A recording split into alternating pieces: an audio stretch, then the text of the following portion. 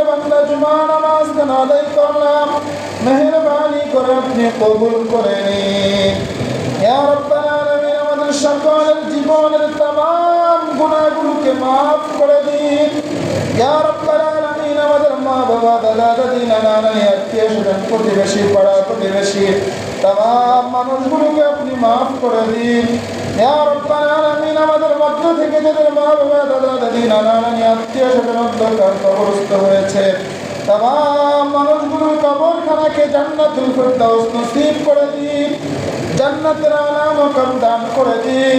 ইয়া রাব্বাল আলামিন, আমাদের মধ্যে যারা অসুস্থ শাফায়ে কুল্লি দান করে দেন, যারা ঋণগ্রস্ত ঋণ পরিশোধের ব্যবস্থা করে দেন, যারা আপদ বিপদ বালা মুসিবতে আছে সকল প্রকার আপদ বিপদ বালা মুসিবত থেকে হেফাজত করে দেন।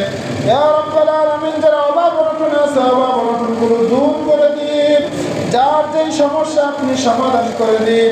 অত্র এলাকা থেকে যেই সমস্ত মানুষ প্রবাসে থাকে তাদেরকে আপনি কুদরতিভাবে হেফাজত করুন।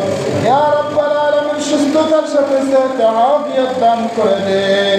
ইয়া রাব্বাল আলামিন, আমাদের মধ্যে এক ভাই দুয়ার আবেদন করেছে, ইয়া রাব্বাল আলামিন, তার চাকরি হয়েছে, ইয়া রাব্বাল আলামিন, তাকে আপনি নিরাপদে চাকরি করবার তৌফিক দান করে দেন।